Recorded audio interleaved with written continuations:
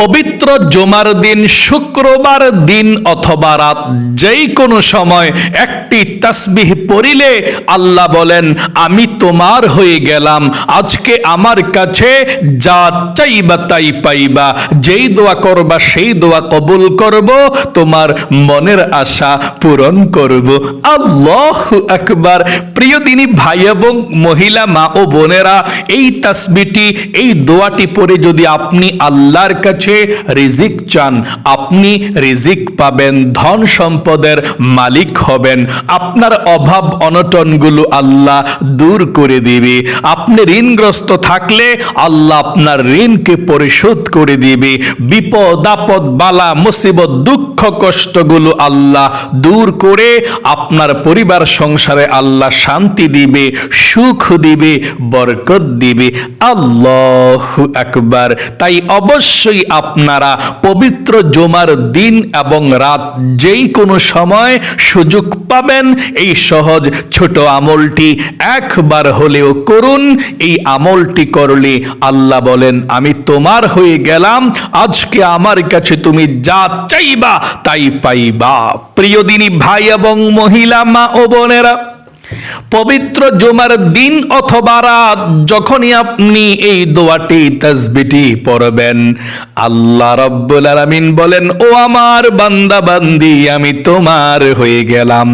বলো তোমার কি প্রয়োজন, তোমার কি ধন সম্পদ লাগবে বলো, তোমার কি মনের মধ্যে অনেক দুঃখ কষ্ট আছে আমার কাছে বলো, তোমার কি পেরেশানি যন্ত্রণা আছে আমার কাছে বলো, তুমি কি বিপদ আপদের মধ্যে আছো আমার কাছে বলো, দুঃখ কষ্টর মধ্যে আছো আমার কাছে বলো। আমি আল্লাহ রাব্বুল আলামিন তোমার অভাব অনটনগুলো দূর করে দিয়ে, দুঃখ কষ্টগুলো দূর করে তোমার জীবনের মধ্যে আমি শান্তি দেব, তোমার দোয়াকে কবুল করব। আল্লাহু আকবার। আপনার কপাল খুলে যাবে, ভাগ্য পরিবর্তন হবে। জুমার দিন খুবই গুরুত্বপূর্ণ দিন, ফজিলতপূর্ণ দিন এবং রাত। নবী করিম সাল্লাল্লাহু আলাইহি ওয়াসাল্লাম বলেছেন সপ্তাহের মধ্যে শ্রেষ্ঠ দিন জুমার দিন। জুমার দিন হচ্ছে গরিবের হজের দিন, জুমার রাত হচ্ছে সপ্তাহের মধ্যে শ্রেষ্ঠ রাত। জুমার দিন এবং রাত আল্লাহর কাছে এত দামি, এত দামি, নবীজি বলেছেন জুমার দিন এবং রাত যদি কোনো মুমিন মুসলমান মারা যায়, তার কবরের মধ্যে আযাব হয় না, তার কবরের মধ্যে তাকে বিরক্ত করা হয় না, তাকে প্রশ্ন করা হয় না, বিনা হিসাবে আল্লাহ রাব্বুল আলামিন তাকে জান্নাতের মধ্যে দিয়ে দেয়। আল্লাহু আকবার। এবং জুমার দিন এবং রাত আল্লাহর কাছে এত দামি, দুই ঈদের দিন যেমন আল্লাহর কাছে সম্মানিত, ঠিক জুমার দিন শুক্রবারও আল্লাহ রাব্বুল আলামিনের কাছে ঈদের দিনের মতো মর্যাদাপূর্ণ দামি। আল্লাহু আকবার। আল্লাহ রাব্বুল আলামিন পবিত্র কোরআনুল কারীমের মধ্যে একটি স্বতন্ত্র সূরাকে নাজিল করে দিয়েছেন সূরাতুল জুমার নামে, আর সেই সূরাটির নাম হচ্ছে সূরাতুল জুমআ। আল্লাহু আকবার। এই পবিত্র জুমার দিন শুক্রবার আল্লাহ হযরতে আদম আলাইহিস সালামকে সৃষ্টি করেছেন। জুমার দিন শুক্রবারে আদম আলাইহিস সালামকে জান্নাতের মধ্যে প্রবেশ করিয়েছেন যেই দিন, সেই দিনটাও ছিল জুমার দিন শুক্রবার। গন্ধম ফল খাওয়ার অপরাধী আল্লাহ জান্নাত থেকে যেদিন বের করে দিয়েছিলেন, সেই দিনটাও ছিল জুমার দিন শুক্রবার। সকলে বলি সুবহানাল্লাহ। শত শত বৎসর পর্যন্ত কান্না করেছেন, 350 বৎসর পর্যন্ত এই দোয়াটি পড়েছেন। আদম আলাইহিস সালাম এই দোয়া পড়ার কারণে আল্লাহ ক্ষমা করে দিয়েছে। এই দোয়াটি পড়ার পর 350 বৎসর পরে আল্লাহ তাকে ক্ষমা করে দিয়েছেন। যেই দিনে তাওবা কবুল করেছেন, ওই দিনটাও ছিল জুমার দিন শুক্রবার। কোন দোয়াটি পড়ে আদম আলাইহিস সালাম ক্ষমা পেয়েছিলেন, দোয়াটি আমার সঙ্গে একটিবার পড়ুন। রাব্বানা যালামনা আনফুসানা ওয়া ইল্লাম তাগফির লানা ওয়া তারহামনা লানাকুনান্না মিনাল খাসিরিন। আল্লাহু আকবার। এই দোয়াটি মাঝে মধ্যে মুনাজাতের মধ্যে পড়বেন, আল্লাহ জীবনের গুনাহগুলো ক্ষমা করে দিবে। এই জুমার দিন খুবই দামি একটি দিন, আপনি যেই দোয়া করবেন সেই দোয়া কবুল হবে। জুমার দিন শুক্রবার এমন একটি সময় আছে, ওই সময়ে দোয়া করলে আল্লাহ দোয়াকে ফিরিয়ে দেয় না। জুমার দিনটাই দামি একটি দিন। এখন আমি আপনাদেরকে আমলটি করার কথা বলে দেব, কিভাবে আপনি আমলটি করবেন। মনোযোগ সহকারে শুনবেন। জীবনে কত সময় তো নষ্ট করেছেন অযথা গল্প গুজবে, গান বাজনা, সিনেমায়, টিকটক, ফেসবুকে। একটু সময় ব্যয় করে ভিডিওটা দেখুন, আমলটা শিখুন এবং আমলটা জুমার দিন এবং রাত যেই কোনো সময় সুযোগ পেলে আপনি আমলটি করবেন। আমলটি করতে হলে সর্বপ্রথম আপনাকে ওযু করে পবিত্রতা অর্জন করতে হবে। আল্লাহর নবীজি যেভাবে ওযু করেছিল ঠিক সেভাবেই আপনি ওযু করবেন। ওযুর শুরুতে আপনি পাঠ করবেন আল্লাহর নামটা। যদি আপনি ওযুর শুরুতে এই দোয়াটি পাঠ না করেন, নবীজি বলেছেন আপনার ওযুটা পরিপূর্ণ হবে না। তাই ওযু করার আগে, ওযু করার শুরুতে আপনি পাঠ করবেন বলুন বিসমিল্লাহির রহমানির রহিম। ওযুটা শুরু করবেন বিসমিল্লাহির রহমানির রহিম বলে। ওযুটা সুন্দর করে করার পরে আপনি কালেমায়ে শাহাদাত পাঠ করবেন। এভাবে ওযু করার পর যদি আপনি কালেমায়ে শাহাদাত পাঠ করতে পারেন, আল্লাহ রাব্বুল আলামিন 8 জান্নাতের দরজা আপনার জন্য খুলে দিবে। আপনি যেই কোনো জান্নাতের দরজা দিয়ে যেই কোনো জান্নাতের মধ্যে প্রবেশ করতে পারবেন। সকলে বলি সুবহানাল্লাহ। তাহলে ওযু করার পর আপনি পাঠ করবেন, আমার সঙ্গে পড়ুন আশহাদু আল্লাহ ইলাহা ইল্লাল্লাহু ওয়াহদাহু লা শারীকা লাহু ওয়া আশহাদু আন্না মুহাম্মাদান আবদুহু ওয়া রাসূলুহু। এভাবে আপনি কালেমায়ে শাহাদাত পাঠ করবেন। কালেমায়ে শাহাদাত পাঠ করার পরে পবিত্র একটি জায়গাতে বসে যাবেন। পবিত্র জায়গার মধ্যে বসে সর্বপ্রথম 1 নম্বরে নবীজির প্রেম ভালোবাসা মনের মধ্যে নিয়ে আপনি 11 বার দুরূদ শরীফ পাঠ করবেন। 11 বার যদি আপনি এই ছোট্ট দুরূদ শরীফটা প্রথমে পাঠ করতে পারেন, আপনার দোয়াটা সঙ্গে সঙ্গে আল্লাহর আরশে আজিমের মধ্যে চলে যাবে। আল্লাহু আকবার। এবং আল্লাহ রাব্বুল আলামিন 110টি রহমত আপনার উপরে সঙ্গে সঙ্গে নাজিল করবে এবং 110টি নেকি আল্লাহ আপনার আমলনামার মধ্যে লিখে দিবে এবং 110টি গুনাহকে আল্লাহ আপনার আমলনামা থেকে কেটে দিবে। এবং নবীজির রওজায় একজন ফেরেশতা আপনার এই দুরূদের হাদিয়াটা পৌঁছে দিবে। সকলে বলি সুবহানাল্লাহ। তাহলে আপনি প্রথমে 1 নম্বরে 11 বার দুরূদ শরীফ পাঠ করবেন। এই দুরূদ শরীফটা পড়লেও চলবে, কোনো সমস্যা নাই। পড়ুন সাল্লাল্লাহু আলাইহি ওয়াসাল্লাম, সাল্লাল্লাহু আলাইহি ওয়াসাল্লাম, সাল্লাল্লাহু আলাইহি ওয়াসাল্লাম। এভাবে 1 নম্বরে আপনি 11 বার দুরূদ শরীফ পাঠ করবেন। 2 নম্বরে জীবনের সমস্ত গুনাহগুলো ক্ষমা হওয়ার জন্য, নিষ্পাপ হওয়ার জন্য আপনি ইস্তিগফারের দোয়াটি 11 বার পাঠ করবেন। এই ইস্তিগফারের দোয়াটি 11 বার পাঠ করতে পারলে আল্লাহ 5টি পুরস্কার আপনাকে সঙ্গে সঙ্গে দিয়ে দিবে।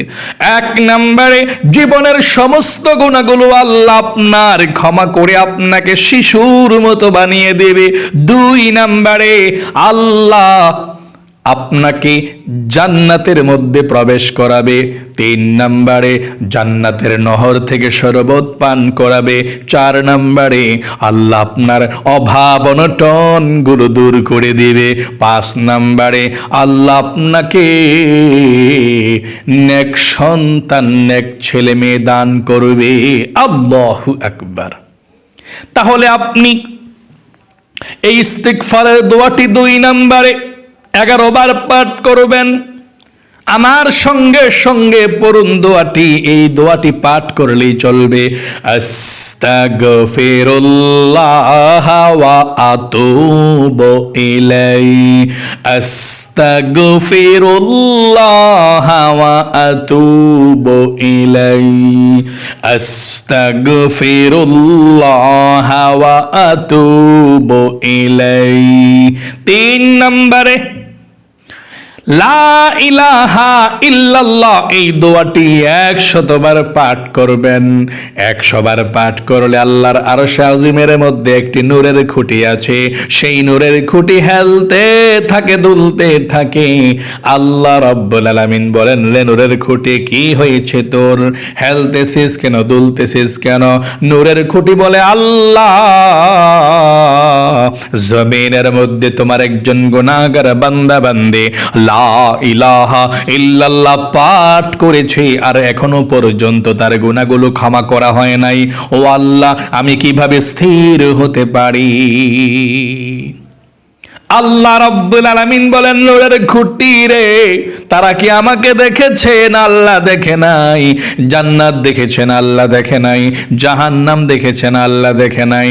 আল্লাহ বলেন, কবর আযাব দেখেছেন? না, দেখে নাই। আল্লাহ বলেন, নূরের খুঁটি সাক্ষী থাক, সাক্ষী থাক, যেই বান্দা বান্দি আমাকে দেখে নাই, জান্নাত জাহান্নাম দেখে নাই, আখিরাত দেখে নাই, না দেখে আমাকে বিশ্বাস করে লা ইলাহা ইল্লাল্লাহ পাঠ করেছে, আমি আমার গুনাহগার বান্দা বান্দির জীবনের যৌবনের গুনাহগুলো ক্ষমা করে দিলাম। আল্লাহু আকবার।